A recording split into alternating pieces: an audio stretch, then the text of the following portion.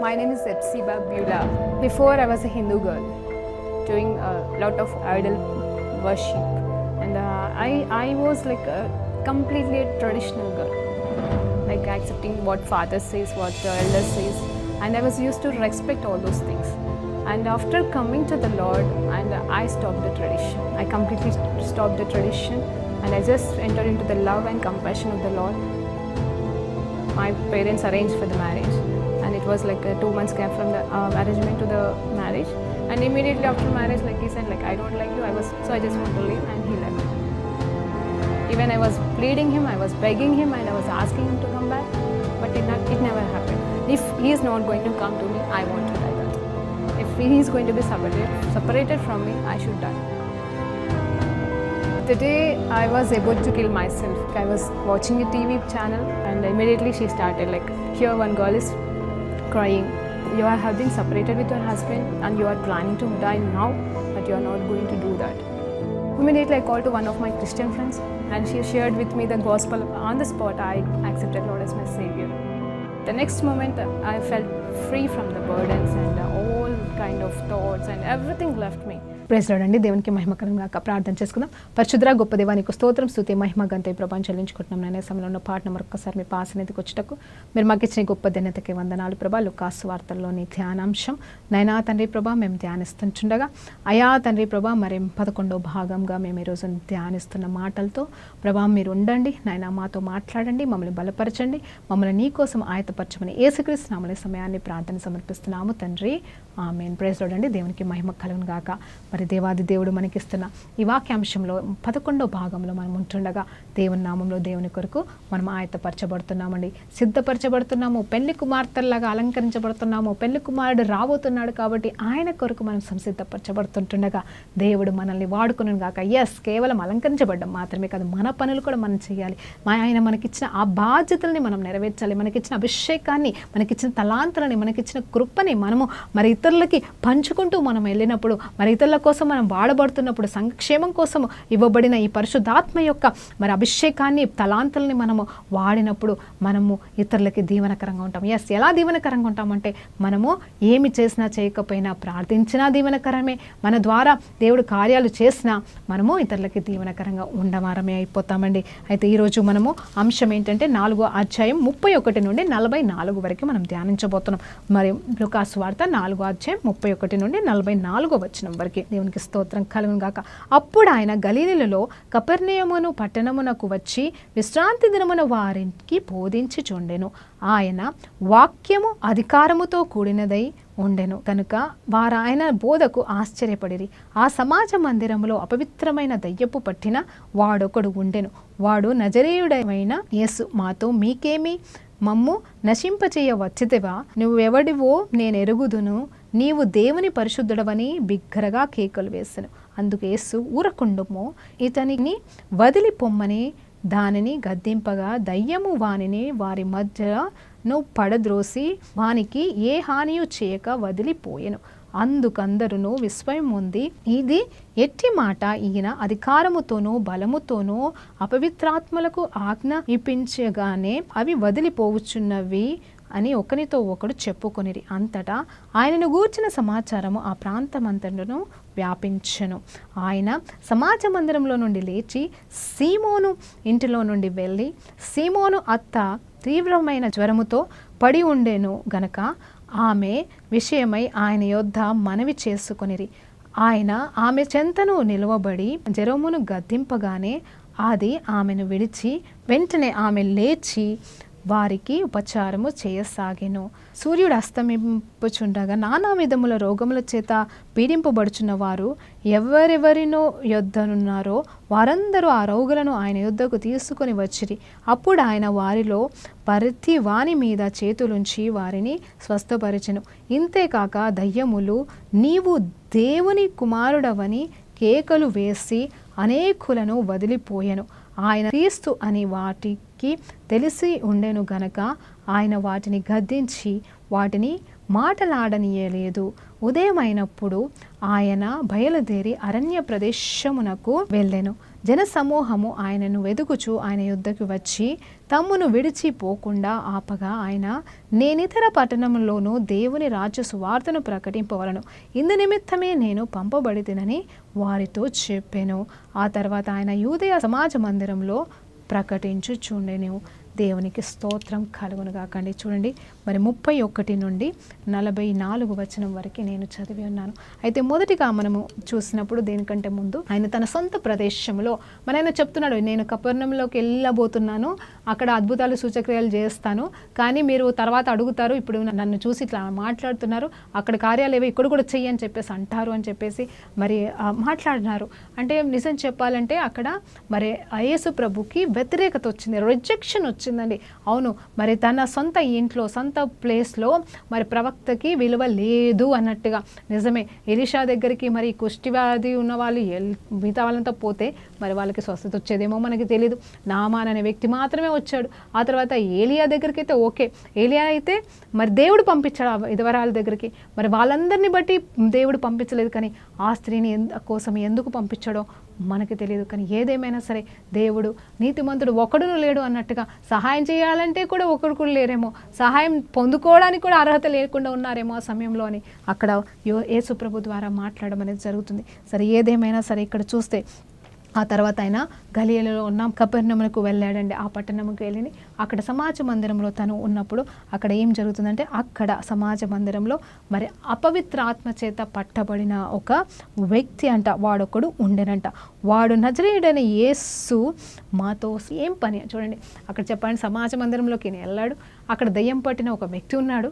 ఆ వ్యక్తి దగ్గరికి ఈయన ఏం వెళ్ళలేదు, కానీ అనుకోని రీతిగా ఆ వ్యక్తి ఈ యేసు ప్రభు వారిని చూడంగానే ఆయన ఏమంటున్నాడంటే, ఆ లోపల ఉన్న సాతాను పలుకుతున్న మాట, అపవిత్ర ఆత్మ పలుకుతున్న మాట, ఆయనలో ఏముందో కాదు, ఆయనలో సాతాను ఉండి ఆ అపవిత్ర ఆత్మ ఉంది. కాబట్టి ఆ పవిత్ర ఆత్మ ఏమంటుందంటే, మాతో నీకేం పని, నువ్వు ఎందుకు వచ్చావు ఇక్కడికి, మాకు తెలుసు నువ్వు నజరేయుడవని యేసు అని మాకు తెలుసు, అందు మాత్రమే కాదు నువ్వు పవిత్రుడవని కూడా నాకు తెలుసు అని చెప్పేసి గట్టిగా మాట్లాడుతుందో, మరి అరసి మాట్లాడుతుందో ఆ సాతాను, ఆ పవిత్రాత్మ తెలియదు. అయితే వెంటనే యేసు ప్రభు వారు అతన్ని చూసి గద్దించి ఏమంటున్నాడంటే, నువ్వు ఊరుకుండము, నువ్వు ముందు అతన్ని విడిచి వెళ్ళిపో అని చెప్పేసి. అవునండి, అపవిత్ర ఆత్మ శత్రువు, కానీ ఆ బిడ్డ శత్రువు కాదు. కాబట్టి మరి ఆ బిడ్డ తప్పు కాదు, కానీ అక్కడ ఆ బిడ్డలో ఉన్న దురాత్మని మరి దేవుడు లయపరచాలి. కాబట్టి ఇక్కడ ఏమవుతుంది అంటే, వెంటనే యేసు ప్రభు వారు గద్దించంగానే మరి ఆ అపవిత్ర ఆత్మ ఆ బిడ్డకి, ఆ వ్యక్తికి ఎలాంటి హాని చేయకుండా అతన్ని విడిచి వెళ్ళిపోయిందంట. దేవునికి స్తోత్రం కలుగును కాక. ఎంత గొప్ప అద్భుతం అండి. ఈరోజు మీ జీవితంలో ఉన్న అపవిత్ర ఆత్మలన్నీ కూడా లయపరచబడను కాక యేసు నామంలో. అది ఏ విధమైన అపవిత్ర ఆత్మ మిమ్మల్ని హింసిస్తుందో, ఏ విధమైన అపవిత్ర ఆత్మ మోసపాత్మ మిమ్మల్ని బాధ పెడుతుందో, సంవత్సరాల నుండి ఏదైతే మరి మిమ్మల్ని బాధ పెడుతుందో ఆ దురాత్మ ఇప్పుడే మిమ్మల్ని విడిచి వెళ్ళిపోను కాక, వేర్రతో పాటు కాబట్టి పెరికి వేసినాడు. గొప్ప దేవానికి స్తోత్రం. Thank you Jesus.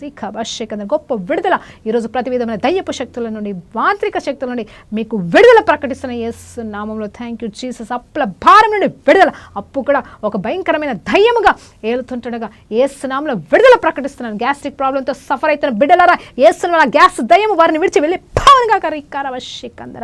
అంత మాత్రమే కాదు, నీకు స్తోత్రం. Thank you Jesus. అందుకు యేసు వారిని ఊరుకొండమని చెప్పినప్పుడు మరి వెంటనే ఆ అపవిత్ర ఆత్మలు ఆ బిడ్డని విడిచి వెళ్ళిపోయినాయి అంట. ఆ బిడ్డకి విడుదల కలిగిందంట. వెంటనే అక్కడ ఉన్న వాళ్ళు ఇదేంటి, అపవిత్ర ఆత్మతో సహాతో పాటుగా అపవిత్రాత్మతో కూడా ఈయన మాట్లాడుతున్నాడా, వాటిని గద్దిస్తున్నాడా, వాటిని తరిమివేస్తున్నాడా అని చెప్పేసి అక్కడ ఉన్న వారంతా ఆశ్చర్యంగా చూస్తున్నారంట. వారికి అర్థం కావట్లేదంట. అయితే అక్కడ వాళ్ళందరూ ఒకరితో ఒకరు మాట్లాడుకుంటే, ఈయనకి ఏమి శక్తి ఉంది, ఈయనకి ఏం అద్భుతం ఉంది, అసలు ఏముంది ఈయనలో అని ఆశ్చర్యంగా చూస్తున్నారు. కానీ వారికి కూడా ఏమీ అర్థమట్లేదు. కానీ అతను చేసిన గొప్ప కార్యము అపవిత్ర ఆత్మ చేత మరి ఉన్నప్పుడు ఆ బిడ్డ ఎంత కష్టపడ్డాడో, ఎలాంటి ఉన్నాడో. మరి నిజం చెప్పండి, ఎక్కడున్నాడు? సమాజ మందిరం అంటే మందిరంలో ఉన్నాడండి. అపవిత్ర ఆత్మ చేత నింపబడినవాడు మరి మందిరంకి వచ్చి ఎలా కూర్చున్నాడో, మరి ఏమి జరుగుతుందో, మరి వాళ్ళు తీసుకొచ్చారో మరి విడుదల కోసం మనకి తెలియదు. కానీ ఇక్కడ మాత్రం విడుదల పొందుకున్నాడు. అపవిత్ర ఆత్మ చేత పీడింపబడుతున్న ఈ అమాయకుడు మరి విడుదల పొందుకొని దేవునికి సాక్షిగా బ్రతుకుంటాడు. మరి నిజంగా ఈ గొప్ప అద్భుతాన్ని బట్టి దేవునికి స్తోత్రం కలుగును గాక. అయితే ఈ సమాచారము యేసు ప్రభు గురించిన సమాచారము, ఇదిగో అపవిత్ర ఆత్మలను తరిమివేస్తున్నాడన్న సమాచారము అక్కడ ఉన్న వారందరికీ తెలియజేయబడింది, అంటే వ్యాపిస్తుందండి. అవును, జరుగుతుందంతా తెలుస్తుంది కదా. ఆ తర్వాత ఆ సమాజ మందిరంలోకి వెళ్ళి యేసు ప్రభు వారు పేతురు ఇంటికి వెళ్ళి ఉన్నాడండి. అవును, మనం వేరే సువార్తల్ని మనం చూసినప్పుడు ధ్యానించినప్పుడు మనకి అంటే పేతురుని ఎలా పిలిచాడు, ఆ ఆండ్రూని ఎలా పిలిచాడు, ఆ తర్వాత మరి యేసు ప్రభు వారు కొన్ని అద్భుతాలు, అంటే దీనికంటే ముందు ఇంకా చాలా జరిగి ఉంటాయండి. అవన్నీ మరి లుకాసు వార్తలో లేవు, కానీ మనం లుకాసు వార్తని ధ్యానిస్తున్నాం కాబట్టి ఒక్కటి తర్వాత ఒకటి అంశంగా ధ్యానిస్తున్నామండి. అయితే ఇక్కడ చూస్తే మళ్ళా ఆ పేతురు ఇంటికి వెళ్ళినప్పుడు అక్కడ అనుకోకుండా ఎవరున్నారంటే పేతురు యొక్క అత్త ఉందంట.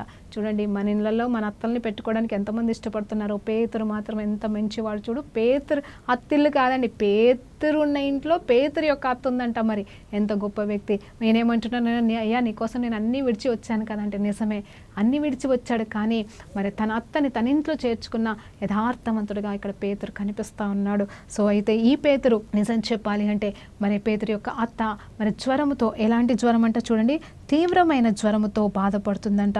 మరి కనుక ఆమె విషయమై ఆయన యొద్దకి మరి సమాచారం వచ్చినప్పుడు మరి వెంటనే ఆయన దగ్గరికి తీసుకొచ్చినప్పుడు యేసు ప్రభు వారు ఆ జ్వరాన్ని గద్దించాడంట. హల్లెలూయా. ఇప్పుడు ఎంతమంది అయితే జ్వరాలతో దగ్గులతో బాధపడుతున్న వాళ్ళందరిలో ఇప్పుడు యేసునామములో స్వస్థత కలుగును గాక. ఆ జ్వరాన్ని బంధిస్తున్నాను. ఆ టైఫాయిడే కావచ్చు, మలేరియానే కావచ్చు, అది ఏ రకమైన విషవాయువే కావచ్చు, అది కరోనా కావచ్చు, జలుబుకు సంబంధించిందే కావచ్చు, ఏ జ్వరమైనా సరే యేసునామములో దాన్ని బాధేసేసిన ఇప్పుడే విడిచి వెళ్ళిపోవును గాక. ఇప్పుడే బిడ్డకి నెమ్మది కలుగును గాక. ఎవరైతే జ్వరాలతో బాధపడుతున్నారో, ఓరిఖరవ శిఖందరమ సిక్క తురిహల్లమ శిఖందరవ. థ్యాంక్ యూ జీసస్, గొప్ప దేవానికి స్తోత్రం. అయితే ఎప్పుడైతే ఆ జ్వరాన్ని ఆ దేవాది దేవుడు గద్దించాడో ఆ బిడ్డని విడిచి వెళ్ళిపోవడం మాత్రమే కాదు, వెంటనే అదే సమయంలో ఆమె అతనికి పరిచర్య చేసిందంటే, పరిచర్య అంటే మరి కాఫీ టీలు పెట్టించిందేమో, వంట చేసి పెట్టిందేమో, భోజనాలు పెట్టిందేమో మనకు తెలియదు, కానీ పరిచర్య చేసిందంట. దేవునికి స్తోత్రం కలుగును గాక. ఉపచారము చేసినట్టుగా. అవునండి, ఉపచారం అంటే మరి ఏదో ఒకటి అందించడం, అంటే తనే లెగలేని స్థితిలో ఉంది, తీవ్రమైన జ్వరం అంట. నిజం చెప్పాలంటే ఒక్క సెకండ్లో గద్దించగానే పారిపోయింది. ఇప్పుడు నువ్వు కూడా జ్వరంతో బాధపడినావా ఈ క్షణం వరకు? ఇప్పుడు యేసునామములో నిన్ను జ్వరం విడిచి వెళ్ళిపోయింది కాబట్టి వెళ్ళి నీ పనులు నువ్వు యేసునామములో చేసుకో. దేవునికి స్తోత్రం కలుగును గాక.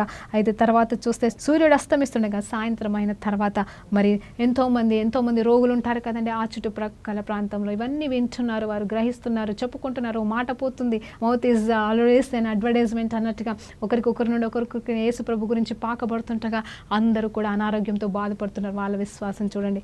అక్కడ తన సొంత ఊర్లోనైతే తిట్టేసి పంపించేశారు. ఇంకా అద్భుతాలు ఎక్కడ చేయలేదు, చెయ్యబోతున్నాను, ఇంకా మీరు ఇంకా మాట్లాడతారు, అందుకే మధ్యలో అద్భుతాలు చెయ్యను అని చెప్పేసి వెళ్ళిపోయాడు. కానీ ఇక్కడ వేరే ప్రాంతంలోకి వెళ్ళినప్పుడు అందరూ కూడా మరి అనారోగ్యంతో ఉన్న వారిని కూడా వారి బంధువులు తీసుకొచ్చి మరి యేసు ప్రభు దగ్గరికి తీసుకొస్తున్నప్పుడు వారందరినీ కూడా ఆయన ముట్టి స్వస్థపరిచినట్టు వారి మీద చేతుల నుంచి ప్రార్థించగా మరి వారికి స్వస్థత కలిగినని ఇక్కడ వాక్యం చెబుతుందని. అందు మాత్రమే కాదు, వారిలో ప్రతి వారి మీద చేతులించాడంట. దేవునికి స్తోత్రం కలుగును గాక. అప్పుడు వారందరూ కూడా స్వస్థత పొందుకున్నారు. అవునండి, ఆ యేసు ప్రభు వారు కొంతమందిని ముట్టి స్వస్థపరిచాడు, కొంతమందిని మాట ద్వారా స్వస్థపరిచాడు, కొంతమందిని దూరంగా ఉన్న వారి కోసం కూడా మాట పలకంగా కూడా స్వస్థతలు కలిగినాయండి. అంతేకాకుండా దయ్యాలు పట్టిన వారిని కూడా వారు తీసుకొచ్చినప్పుడు మరి ఆ దయ్యాలు కూడా ఏమైపోయాయంటే వాళ్ళలోకి వెళ్ళి కేకలు వేసి వాళ్ళని విడిచిపెట్టడం అనేది జరిగి గొప్ప విడుదల మరి కార్యములు అనేవి మరి అక్కడ యేసు ప్రభు దగ్గర జరిగినట్టుగా మనం చూస్తాం. అయితే ఆయన క్రీస్తు అని వారికి ఎట్లా అంటే ఇక్కడ ఈ దయ్యాలు పట్టిన వారు కూడా యేసు ప్రభుని చూడంగానే యేసు ప్రభు దగ్గరికి తీసుకొని రాగానే వాళ్ళు అరిచి కేకలు వేసేసి ఏమంటున్నారు తెలుసా? ఇదిగో వెళ్ళిపోమ్మని మాట్లాడుతూ ఉన్నారు. అనేకులు వదిలిపోయినట్టు, అంటే ఆ సాతాను సంబంధించిన అన్నీ కూడా మరి ఆ సాతాను దూతలు అన్నీ కూడా ఆ బిడ్డల్ని విడిచి వెళ్ళిపోవడం అనేది జరిగింది. అంటే వాళ్ళకి తెలుసు ఆయన యేసు ప్రభు అని క్రీస్తు అని. వారి ఆ సాతాను పవిత్రాత్మలన్నీ కూడా కేకలు వేస్తూ ఆ దయ్యములని కేకలు వేస్తూ ఆయన పరిశుద్ధుడు, ఆయన యేసు ప్రభు అని భయపడుతూ మరి ఆయన దగ్గర నిలవజాలక పారిపోతున్నారు. గుర్తుపెట్టుకోండి ఇది ఒక్కటి, ఎందుకంటే పరిశుద్ధత ముందల పాపము నిలవలేదు, పరిశుద్ధత ముందల దయ్యాలు నిలవలేవు. మీరు ఒక్కసారి జ్ఞాపకం చేసుకొని, ఎస్, పరిశుద్ధతని అటాక్ చేయడానికి పాపాన్ని సాతాను పంపిస్తుందేమో, మనం ఆ పాపాన్ని ముట్టకుండా మన పవిత్రతని మనం కాపాడుకుంటే, నిజం చెప్పాలంటే ఆ పవిత్రత అనే ఒక గుర్తు మనలో ఉంటే, మనము పరిశుద్ధులమన్న గుర్తు సాతానికి తెలిస్తే, నిజం చెప్పాలంటే మన జోలికి అంత ఈజీగా రాలేదండి, నిజంగా చెప్తున్నాను. మరి అంత మాత్రమే కాదు, దయ్యాలు కూడా ఎలా అంటే పవిత్రత ముందల నిలవజాలవు, పరిశుద్ధత ముందల నిలవజాలవు, కాబట్టి అవి పారిపోతాయండి. వాటికి అవే పారిపోతాయి, అవి నిలవలేవు. పరిశుద్ధతకి మించినది ఇంకొకటి లోకంలో లేదు. అందుకైనా పరిశుద్ధుడు పరిశుద్ధుడు పరిశుద్ధుడు అని నిత్యము దేవదూతల చేత కొనియాడబడుతున్నాడంట. ఎందుకు తెలుసా? సాతానుగాడు నిజం చెప్పాలంటే పవిత్రతనికి ఓర్వలేక వాడు పడిపోయాడు. అందుకే పరిశుద్ధత ఉన్న చోట వాడు నిలవలేడు. నిజం చెప్పాలంటే మన జీవితంలో మన ద్వారా అద్భుతాలు సూచక్రియలు నిజంగా జరగాలంటే వరాలు ఉంటే సరిపోతుంది. మన ద్వారా దేవుడు కార్యాలు చేస్తాడు. మనం అపనమ్మకమైన వారమైనను, మనలో లోపాలున్నను, మనలో బలహీనతలున్నను దేవుడు మనల్ని వాడుకుంటాడు. కానీ మనలో పరిశుద్ధత ఉంటే మాత్రం మనం మాట్లాడకుండానే సాతాను పారిపోతుందండి. హల్లెలూయా, దేవునికి స్తోత్రం కలుగునుగాక. రీఖాలమా శికందరబా, చూడండి ఎంత గొప్ప మరి సత్యము దేవుడు మనకి ఈరోజు బయలుపరుస్తా ఉన్నాడు. అయితే ఆయన క్రీస్తు అని చెప్పేసి ఆ సాతాను దూతలు గ్రహించున్నారు, అంటే కేకలు పెట్టేసి మరి పారిపోతూ ఉన్నారు. అంత మాత్రమే కాదు, ఆయన వారిని గద్దించేసాడంట. నువ్వు క్రీస్తు క్రీస్తు అంటుంటే గద్దించేసి పంపిస్తున్నాడు. కొన్ని అయితే ఇంకా మాట్లాడకుండా పారిపోతూ ఉన్నాయి. దేవునికి స్తోత్రం కలుగునుగాక. ఈరోజు మీ జీవితంలో కూడా మీరు పరిశుద్ధమైన దేవుని వాక్యాన్ని వింటుండగా, ఈ పవిత్రమైన వాక్యము మీ అంతరంగంలోకి వెళ్తుండగా, మీరు పరిశుద్ధపరచబడ్డం మాత్రమే కాదు, మీలో ఉన్న ప్రతి అపవిత్ర ఆత్మలు కేకలు పెట్టి ఇప్పుడే వెళ్ళిపోనుగాక వేస్తున్నామలో రీకల్లబా శికందరబా. ఉదయం అయినప్పుడంట ఏం జరుగుతుందంటే ఆయన బయలుదేరి అరణ్య ప్రదేశమునకు వెళ్ళాను. అందరూ కూడా మరి రాత్రంతా ఈ విడుదల కార్యాలు జరిగిపోతా ఉన్నాయి, స్వస్థత కార్యములు జరుగుతూ ఉన్నాయి. దినమంతా కూడా సమాజ మందిరంలో ఉన్నాడు. ఆ తర్వాత పేతురు దగ్గరికి వెళ్ళాడు. స్వస్థతల కార్యాలు, విడుదల కార్యంలో ఆయన ద్వారా సంపూర్ణ పరిచర్య జరుగుతుంది, పూర్ణ కార్యములు జరుగుతూ ఉన్నాయి. అవునండి, ఆయన గొప్ప దేవుడు, ఆయనకు అసాధ్యమైనది ఏమీ లేదు. ఆయనని పాదాలు పట్టుకుంటే చాలు, ఆయన అన్నీ కూడా చేస్తాడు. నిజమే, అన్యులు కూడా ఆయన దగ్గరికి వస్తే కూడా ఆయన జవాబిస్తాడండి. ఎందుకంటే ఆయన తన దగ్గరికి వచ్చిన వారిని ఎవరిని కూడా త్రోసివేయడు. నువ్వు క్రీస్తు బిడ్డవైనా, నువ్వు క్రీస్తు తెలియని దానివైనా సరే, మరి క్రీస్తు అంటే ఎవరో తెలియని నన్ను నా దగ్గరికి, నిజమే నాలో ఏ దురాత్మ ఉండే తెలుసా అండి? సూసైడల్ స్పిరిట్, అదొక రకమైన దురాత్మ అండి. ఎప్పుడైతే ఇలాగే మీరు నా మాట ఇచ్చినట్టుగా నేను కూడా ఒక క్లోజింగ్ ప్రార్థన విన్నాను, అంతే నాలో ఉన్న ఆ సూసైడల్ స్పిరిట్, ఆ దురాత్మ నన్ను విడిచి వెళ్ళిపోయిందండి యేసు నామంలో. ఆ రోజు నుండి ఈ రోజు వరకు 17వ సంవత్సరంలో నేను ఉన్నాను. ఇప్పటి వరకు కూడా చనిపోవాలన్న దురాత్మ నాలోనికి రాలేదు, రాకుండా లేదు, ముట్ట లేకపోయింది, ఇంకా మీదట కూడా ముట్ట జాలదు. ఆయన పిలుపు కోసం నేను ఎదురు చూస్తున్నాను. ఆయన ఎప్పుడు పిలిస్తే అప్పుడే వెళ్ళిపోతాను. కానీ ఈ సాతాను కానీ ఈ సూసైడల్ స్పిరిట్లు కానీ నన్నేమీ చేయలేవని నేను నమ్ముతున్నాను. ఆ రీతిగా మీ జీవితాలు కూడా ఉండను గాక. మీరు కూడా సూసైడల్ స్పిరిట్ల నుండి విడిపించబడదురు గాక యేసు నామములో. మరణం అనేది మీ నుండి దూరం అవును గాక. మీరు దేవుని నామంలో, దేవుని కొరకు మాత్రమే, యేసు నామంలో, యేసు కొరకు మాత్రమే జీవించుదురు గాక యేసు నామంలో. చూడండి, ఇక్కడ తెల్లవారుజామున కూడా పరిగెత్తుకుంటూ వస్తున్నారంట. ఈయన మరి దేవునితో గడపడానికి, తండ్రితో గడపడానికి ఉదయ కాలం లేసి తన అరణ్యమునకి వెళ్ళిపోయి ఉంటాడు. అక్కడికి కూడా మరలా ఈ పొద్దున లేసి చాలా మంది వస్తున్నారు, స్వస్థత కోసం వస్తున్నారు, విడుదల కోసం వస్తున్నారు. అయ్యా మీరు ఎక్కడున్నారని వెతుక్కుంటూ వస్తున్నారంట. మీరు వెతుక్కుంటూ వస్తున్నారు కరెక్టే, కానీ నేను ఇక్కడ ఉండలేను అన్నప్పుడు వాళ్ళు అంటున్నారు, లేదు ప్రభా మమ్మల్ని విడిచి వెళ్ళకు, మాతో ఉండని చెప్పేసి ఆదరిస్తున్నారు. అంటే నిజం చెప్పాలంటే అత్తుకుంటున్నారు యేసు ప్రభు మీద ప్రేమ. చూడండి, ఇలాంటి వారి మధ్యలో మనం వెళ్ళవలసిన, అంటే నిజం చెప్పాలంటే మెప్పు కోసం కాదు, గొప్ప కోసం కాదండి. నేను మరి ఎవరి దగ్గర దేవుడు మౌనంగా ఉండి వాళ్ళని వదిలిపెట్టి వచ్చేసాడు. ఎక్కడ వెళ్ళి మరి అమాయక జనాన్ని మరి కాపరి లేని వారిగా ఉన్నారు అని చెప్పేసి వాళ్ళ దగ్గరికి వెళ్ళి వాళ్ళని స్వస్థపరుస్తున్న దేవాది దేవుని ప్రేమని మనం కూడా కలిగి ఉందాం. దేవునికి స్తోత్రం కలుగుగాక. అందుకే పాముల్లాగా వివేకంగా ఉండాలంట, మరి పావురంలాగా నిష్పటకంగా ఉండాలి అంట. అంటే మనం ఆ రీతిగా ఉండడానికి నేర్చుకుందామండి. అయితే అతను ఏమంటున్నాడు తెలుసా, నేను మరి ఆయనకి సమయం తక్కువ ఉందండి. నిజం చెప్పాలంటే 3.5 సంవత్సరాలు మాత్రమే మరి అక్కడ ఉండాలి. కాబట్టి అక్కడ తను చేయాల్సిన పని ప్రతి ఊర్లో ఏ ఊర్లో దర్శించాలో, ఏ ఊర్లో ఎక్కడెక్కడ కార్యాలు చేయాలో మరి అవన్నీ కూడా ఆయన చేయాలి. కాబట్టి అతనికి ఉన్న, అంటే తండ్రికి సరిపోతుంది, కాకపోతే ఏంటంటే తను చేయాల్సిన పని పరిచర్యని ముగించడానికి ముందుకు సాగుతూ ఉన్నాడు, కొనసాగించబడుతున్నాడు. అయితే వారైతే ప్రభా ఎక్కడికి వెళ్ళొద్దని ఆపుతున్నారు. కానీ నేనేమంటున్నాను తెలుసా, నేను ఇతర పట్టణంలోనూ దేవుని రాజ్య సువార్తను ప్రకటింపవలను, ఇందు నిమిత్తమే కదా నేను బొమ్మబడితేనని వారితో చెప్పాను. తర్వాత ఆయన యూదయ సమాజ మందిరంలోనికి ప్రకటించుచుండెను. చూడండి, అక్కడి నుండి వెళ్ళిపోయి ఎక్కడికి వెళ్తున్నాడు అంటే యూదయ సమాజ మందిరంలోనికి వెళ్తున్నాడు. అయితే ఆయన అంటున్నాడు, నేను కేవలం ఒక ఊరికి అని కాదు, ప్రతి చోట నేను దేవుని యొక్క రాజ్య సువార్తని ప్రకటించాలి. అవునండి, స్వస్థత అద్భుతాలు సూచక్రియలు ఆయనని వెంబడిస్తూ ఉన్నాయి, మనల్ని వెంబడిస్తాయి. దేవునికి స్తోత్రం కలుగుగాక. నిజంగా ఏంటంటే స్వస్థతలు విడుదల కాదండి, నిజంగా కావాల్సింది ఏంటంటే సువార్త ప్రకటించడం. ఇదిగో ఏదా సువార్త అనేది చూస్తే మనం 4వ అధ్యాయంలో మనం నిన్న ధ్యానించినట్టుగా ప్రభు యొక్క ఆత్మ నా మీద ఉన్నది కాబట్టి ఇదిగో బీదలకు సువర్తమానం ప్రకటించుటకై సువార్త మొదటండి. అంటే యేసు ప్రభు వారు మనల్ని విడిపించారు, మనల్ని క్షమించారు, మనల్ని నరకం నుండి తప్పించారు, ఆయన మన కోసం వచ్చి ఉన్నారు, మనకు పాపములని మన శిక్షణ ఆయన భరించినాడనే సువార్తమానం అండి. ఆయన నన్ను అభిషేకించి ఉన్నాడు. అంత మాత్రమే కాదు, చూడండి చెరలో ఉన్న వారికి విడుదల. ఎలాంటి చెరలు? ఇదిగో దయ్యముల చేత, అనారోగ్యాల చేత, బంధకాల చేత, కష్టాల చేత, అప్పుల చేత, మరి ఎలాంటి బంధకాలంలో ఉన్నారో వాళ్ళందరికీ విడిపించడానికి నేను వచ్చి ఉన్నాను కదా అని చెప్పేసి అది సువార్తమానం అండి. గుడివారికి మరి కుంటివారికి స్వస్థతనివ్వడానికి, అన్ని రకాల అనారోగ్య పరిస్థితులను విడిపించడానికి, అన్ని రకాల వ్యాధులని ముట్టి స్వస్థపరచడానికి, అది జ్వరమైన పెద్ద భయంకరమైన రోగమైన దేవునిలో మరి దేవుని నామము దగ్గర వంగాల్సిందండి. ఈరోజు నిన్ను పీడిస్తున్నది ఏదైనా సరే, అది ఏ వ్యాధి అయినా సరే, ఏ బలహీనత అయినను, అది ఏదైనా నీ శరీరంలో దేవుని నుండి కానిది, దేవుడు పెట్టనిది ఉందో ఈరోజు వేర్లతో పాటుగా పెరికి వేయబడును గాక యేసు నామములో. రీహల్లమషి కందరబ. అంత మాత్రమే కాదు, ఆయన యూదయ దగ్గరికి మందిరంలోనికి వెళ్ళిపోయి అక్కడ సేవ స్టార్ట్ చేసి ఉన్నాడండి. మరి ఈ ముగింపులో మరి మీతో నేను ఒక మాట చెప్పాలనుకుంటున్నాను. దేవాది దేవుడు మనకిచ్చిన తలాంతులని, దేవాది దేవుడు మనకిచ్చిన వరాలని మనం ఏ రీతిగా వాడుతున్నాం? అవును, ఇది ప్రత్యేకంగా సేవకుల కోసం మాట్లాడబోతున్నానండి. అవును, దేవుడు మనకిచ్చిన వరాలని, తలాంతులని మరి క్లియర్గా మాట్లాడుతున్నాడు. ఎందుకంటే మీరు ఉచితంగా మీకు ఇచ్చినాను కాబట్టి మీరు ఉచితంగా మీరు ఇవ్వండి అంటున్నాను. మీరు ఉచితంగా పొందుకున్నారు, నేను ఇచ్చి ఉన్నాను. ఈ బహుమానమే, ఇది ఒక బహుమానం. ఎట్లా తెలుసా? పరిశుద్ధాత్మ వరం. ఎప్పుడు పరిశుద్ధాత్మ దేవుడు మన మీదకి వస్తే, పరిశుద్ధాత్మ దేవుడు మనల్ని ఆవరించినప్పుడు, పరిశుద్ధాత్మ దేవుడు మనల్ని అభిషేకిస్తే, అవునండి, నీ క్రియల, నీ యథార్థత నాకు కానే కాదు. ఎస్, కోరుకోవడం మన బాధ్యత. మనం ఆశపడతాం, సరే ఉపవాసం ఉంటావా ప్రభువా అని ఆయన పాదాలు పట్టుకుంటావా, అది కేవలం మన ఆశ మాత్రమే. మన ఆశని, మన సమర్పణని వ్యక్తపరచడమే కానీ అది నిజం చెప్పండి మన క్రియ కాదు.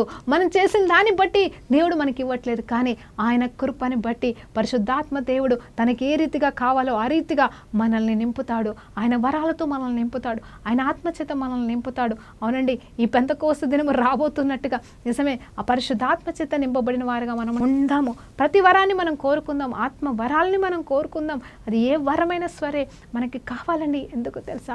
దేవుడు క్లియర్గా చెప్తుండే, సంఘ అభివృద్ధి కొరకు, సంఘ మేలు కొరకు, సంఘం కొరకు. అంటే సంఘం ఇన్ ద సెన్స్ చర్చు అనే కాదు, ఆయన బిడ్డలమైన మనందరి కొరకు. నువ్వు నిలబడే చోట అద్భుతాలు జరగాలి, నువ్వు కూర్చున్న చోట అద్భుతాలు జరగాల, మాట్లాడిన చోట అద్భుతాలు జరగాల అనేది దేవుని ఆశయం ఉంది. ఆనాడు అపొస్తలుల కార్యాలలో మనం చూసినప్పుడు వాళ్ళు వెలుచుండగా వాళ్ళ నీడని బట్టి అద్భుతాలు జరగలేదా అండి? అది ఎలా జరిగింది తెలుసా? నిజం చెప్పాలండి, కేవలం ఇదిగో ఈ ఆత్మను పొందుకోవడం మాత్రమే కాదు, కానీ వారు దేవుని నిమిత్తమై సమర్పించుకొని సాగిలపడి మరి వారు జీవించిన పరిశుద్ధత జీవితం అండి. పరిశుద్ధత లేకుండా మనం ఇవన్నీ సాధించలేమని దేవుని పేరట మీకు చెప్తున్నాను. ఎస్, పరిశుద్ధాత్మ వరములు మీలో పనిచేయాలంటే పరిశుద్ధత కావాలి కదండి. అందుకే కొన్నిసార్లు మనం ఏం చేస్తామంటే ప్రార్థన చేస్తాము, కొన్ని జరగవు. ప్రార్థనకైతే జవాబు వస్తుంది, కానీ కొన్ని జరగాలన్నా మరి నిజమే అపవిత్రాత్మను తరిమి వేయాలంట కూడా. మరి దేవుడు ఏమంటాడంటే, ఇది మీ వల్ల కావట్లేదా, మీరు అపనమ్మకంగా ఉన్నారా, ఎంతకాలం మీరు నమ్మరు అనొచ్చు. కానీ నిజం చెప్పాలంటే అక్కడ అది కాదండి మాట. సత్యం ఏంటి అంటే, నిజం చెప్పాలంటే మనం దేవునితో గడిపితే, మనం దేవునితో ఉంటే మనం పరిశుద్ధంగా ఉంటాము, యథార్థంగా ఉంటాము. ఆ యథార్థత ముందల ఇంతకుముందు మేము చెప్పినట్టుగా పరిశుద్ధత ఎదుట ఏ సాతాను దూతలు, ఏ అనారోగ్యము ఏది కూడా నిలవలేదని దేవుని పేరట మీకు జ్ఞాపకం చేస్తున్నాను. పరిశుద్ధుడు పరిశుద్ధుడు నిత్యము కొని ఆడబడుతున్న దేవాది దేవుడు నీలో నాలో నివసిస్తున్నాడనే సత్యము మన ఎదుట ఉన్న సాతాను లోకానికి తెలుస్తుంది. అందుకే ఈ లోకంలో ఉన్నవాడికంటే మనలో ఉన్నవాడు గొప్పవాడు కాబట్టి మన జోలికి మాత్రమే అది రాలేదు, నిజమే. కానీ మన ద్వారా విడుదల కార్యములు జరగడానికి కూడా దేవుడు మనల్ని ఒక ఆయుధముగా, అవునండి, ఆయన వెస్సలుగా, ఆయన పరిశుద్ధతని మనలో ముద్రగా పెట్టి ఉన్నాడు కాబట్టి మనల్ని వాడుకోవడానికి ఇష్టపడుతున్నాడు. హల్లెలూయా, దేవునికి స్తోత్రం కలుగును గాక. నిజమండి, పరిశుద్ధత లేకుండా మనం ఎవ్వరం కూడా దేవుని చూడలేమంటే ఇదేనండి. నిజం చెప్పండి, ఆయనను కల్లారా చూసే యోగ్యత అందరికీ ఉండకపోవచ్చు, కానీ వాక్యంలో నన్ను చూడట్లేదా, ఆయన మాట్లాడట్లేదా, ఆయన మనల్ని పలకరించట్లేదా? మీరేమన్నా అనుకోండి, నాకు తెలియదు, నన్నైతే ప్రతిరోజు పలకరిస్తాడు. అవును, మనం ఒకసారి పాడుకున్నాం కదా పాట, ఏంటి ప్రభా నేను పలకరించకపోయినా నువ్వు ఎట్లా పలకరిస్తావు ప్రభా, నేను కాదన్నా ఎట్లా పలకరిస్తావు ప్రభా, నా అవలోకంలో నేను బిజీ అయిపోతూ ఉంటాను, ఒక్కొక్కసారి నా పనిలో నేను బిజీగా ఉన్నా సరే ఎంత చక్కగా వచ్చి పలకరిస్తావు ప్రభా, నా తండ్రి, నా ప్రభు, నా రక్షకుడా, నా భర్త అయినవాడా, నీకు స్తోత్రం అని చెప్పేసి నిత్యం ఆయనలో ఆనందిస్తామండి. నిజంగా ఆయనతో గడిపితే సరిపోదండి మన జీవితం, ఆయనతో ఉంటే సరిపోదా అండి మన జీవితం. మనకి ఇవన్నీ కావాలంటారా ఈ లోకంలోనే? కానీ ఏమీ అక్కర్లేదు. కానీ మనకు కావాల్సిందల్లా ఒకటే, ఏంటంటే ఆయన కొరకు సాక్షాత్కారంగా బ్రతకడం, ఆయనలాగా జీవించడానికి ప్రయాసపడడం, ఆయన మనకిచ్చిన పరిశుద్ధాత్మని పొడగొట్టుకోకుండా మనము చేయవలసిన పనులు మనం చేస్తున్నప్పుడు ఎంతోమందికి ఆశీర్వాదకరంగా మనం ఉంచామని. హల్లెలూయా, దేవునికి స్తోత్రం కలుగును గాక. మరి ప్రార్థనతో ముగించుకుందాం. దేవునికి స్తోత్రం కలుగును గాక. పరిశుద్ధుడా గొప్ప దేవా, నీకు స్తోత్రమయ్యా. గొప్ప గొప్ప సత్యాలతో మాతో మాట్లాడినారయ్యా. ఈరోజు నిజమే తల్లి, ఎంతమంది అయితే అనారోగ్యంతో బాధపడుతున్నారో, దయ్యాల చేత పీడింపబడుతున్నారో, ఎంతమంది అయితే ప్రభా అయా చెప్పుకోలేని బాధలతో ఉన్నారో తండ్రి, జ్వరాలతో ఉన్నారో ప్రభా, ఏ రోగమైనా, ఏ అనారోగ్యమైనా, ఏ సాతాను నుండి పెట్టబడిన ముల్లే కానీ ప్రతి దాన్ని కూడా యేసు నామములో విడిపించబడును గాక. ప్రతి బిడ్డకి విడుదల కలుగును గాక యేసు నామములో ఈరోజు ప్రభా నాయన. అంత మాత్రమే కాదు, పరిశుద్ధత వారిని ఏరులు గాక నాయన. అపవిత్రమైనవి ప్రతిదీ కూడా వారి నుండి, వారి శరీరాల నుండి, వారి ప్రాణాత్మ దేహం నుండి తొలగించబడి నాయన నీ కొరకు సాక్షాత్కారంగా వాళ్ళు బ్రతుకుదురు కానీ ప్రభా అయా యేసు నామములో ప్రార్థనతో ఎవడి వేడుకుంటూ కృతజ్ఞతాస్తుతులు చెల్లించుతున్నాము తండ్రి. ఆమేన్. ప్రైజ్ లార్డ్ అండి. దేవునికి మహిమ కలుగును గాక.